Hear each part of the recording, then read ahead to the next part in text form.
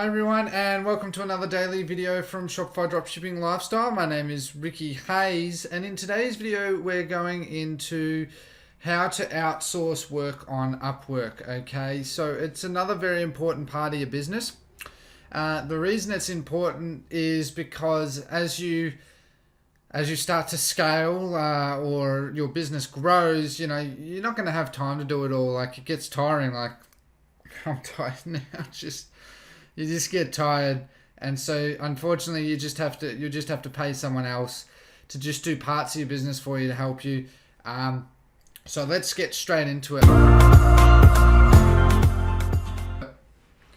So the hardest part with going on Upwork is actually choosing people, choosing the right person, and it's important that you know what to look for. I mean, because I'm going through this today. They've recently updated the interface, in fact, how you put a job posting up. But the main ones that you'll probably all be doing is as your business will start to expand, you'll probably start doing outsourcing customer service. That'll probably be your first one. It's really cheap too, $3-4 an hour, and they're usually pretty quick. I pay mine $5, but it doesn't really matter. Anyway, and so customer service, your graphic design, there's the email marketing, there's SEO, you can do Google Ads, you can do Instagram posts, finding Instagram influencers, adding products to your store, product research, all of that, because it does consume your day. Like, I outsource a bit of the back end with YouTube. So because I'm trying to uplift my YouTube channel, because I don't have the time of day, and we realistically all do this so we can just make enough money to get by, and enjoy our lives more. But if you don't do this, you're gonna just be flooded with customer service emails. You're gonna be flooded emails. There's gonna be messages on Facebook, tracking, adding new products, testing new products, all of this. It's a very time consuming. So again, another very important part. I'm very much about time and making an effective use of my time. So it's very important to me that I do this so that I can effectively manage the business in the best way possible. So basically, getting into it quickly, I'm going to use customer service as the example. So you basically just sound like you're quite serious. You're going to get a lot of people applying for it anyway. So enter the name. So my business is about, my business website about dogs is growing rapidly, and we are expanding our team. From this, we require someone who can assist answering live chat, emails, Facebook replies and messages, and Instagram messages. Now, I say most of the time you probably won't.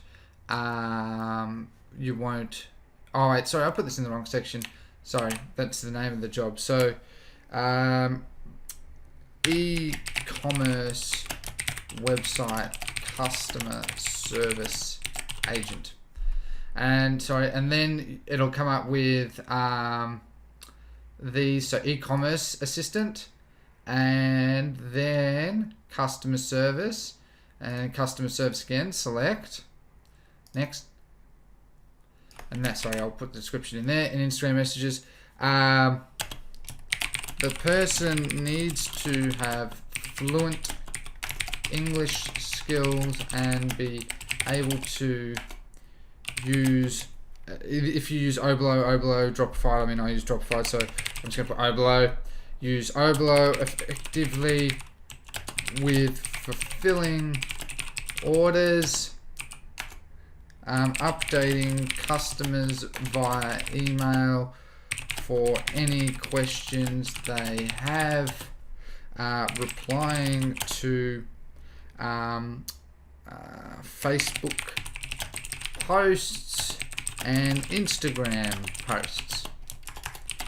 The person needs to have an aptitude for improvement in our business by identifying areas where we can improve the business while working within the confines of the expectations of the role.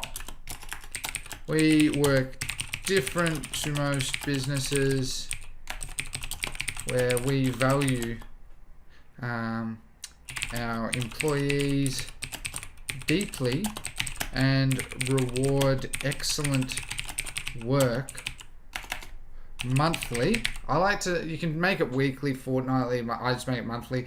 Monthly by completing a review of your contract, the work you have done, and then look at, most of the time they want more pay. I mean, that's what we're really here for. Look at monetary increases to assist in the development of yourself and to continue driving the success of the business.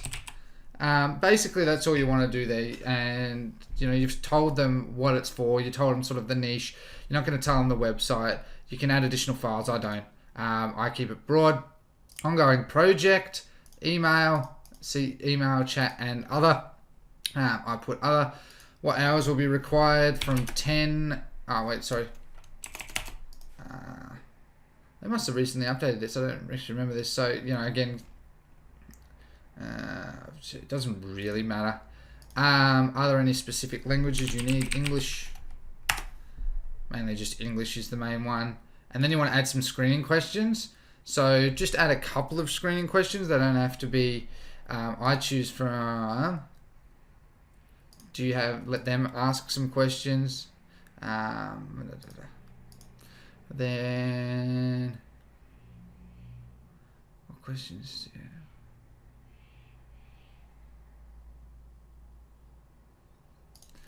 You want to ask them about, you know, you're sort of getting proof about what they've done previously. And I like to create a question. Why should we choose you over other candidates? Basically, that's all I do, is just 3 simple questions, 3 screening questions. Do you have any questions about the job? What part? The reason I ask about the job description is that if they ask, I like when people ask questions because it means that they're serious. They're not just like, oh yeah, no, I'm just gonna skim this, blah blah blah blah. They're actually, they want to know. Even if it's just, oh yeah, when can I start, or what's your website? It helps. It's like just basically like applying for a job where here in Australia we have key selection criteria, cover letters, and resumes, and a lot of businesses ask for all 3. If you only supply 2, well then you're gone. It's just a simple way of just eliminating a bit of the crap. It's like a filter option on Facebook for customer. It's all the same, just some basic stuff. And then you do want a cover letter. I always like a cover letter. Customer service, customer support, email handling, chat, data entry. I don't that. Don't want that. Administrative support, not what you're looking for. This is what's good about Upwork, is it sort of guides you through in this regard. Who can see this job? Only Upwork freelancers, because it does have a program where you have to be accepted. They don't need qualifications for this type of role, but if it's like maybe graphic design or something, you might want to ask for it. That being said, there's with these type of skills, just like what we do, you don't really need a uni degree. It's just up to you, of course. But I don't do that. So I only want 1 freelancer. I only hire 1 at a time. That's just how I like to be specific.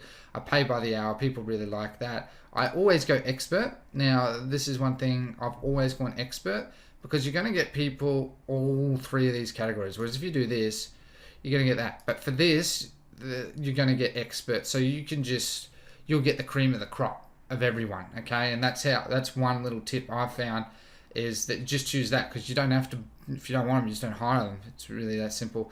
Then you go more than 3 months, and I don't know yet because you're going to have issues to fix. And then it just gives you a brief summary and you post the job. So I'm just going to save and exit that. But that's pretty much it. That's how you outsource on Upwork. It's a very simple platform. Basically, just sign up like you would any website, then do a job posting. You know, like that was just an example for customer service, which is the main one that most of you are doing. And then you just do it for other things, and you make sure when you employ them, the successful one, make sure that that manual time is not allowed, okay? Because you want to see a record. Like, I must admit, I don't look at it all the time myself. Is a bit of a bad habit. But you want to do it because then they have to install the software on their desktop and it records what they're doing. Okay, so what it does is it makes them accountable. And you want accountability with this. Although, you know, you're paying realistically pittance, you still want to just make them accountable. It makes them honest, shows integrity, it builds trust, okay?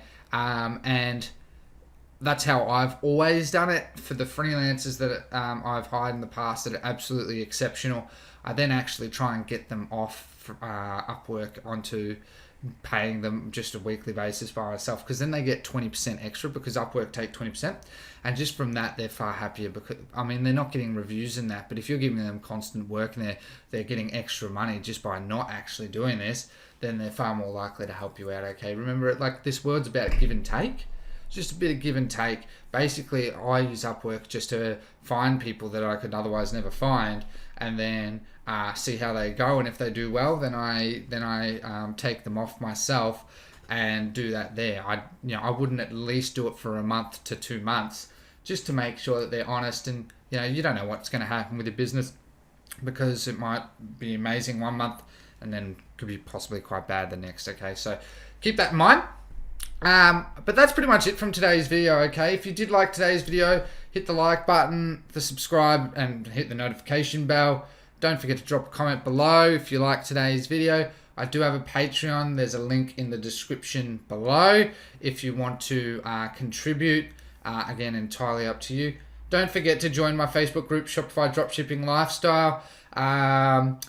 There's a lot going on in the group. The group is growing absolutely rapidly. It is fantastic. I've got a live planned next week, and lots of other things that I'm sure I'll come up with over time. But that's pretty much it from today's video. I hope this has been helpful to you. Thank you very much for your time, and you all take care. Goodbye.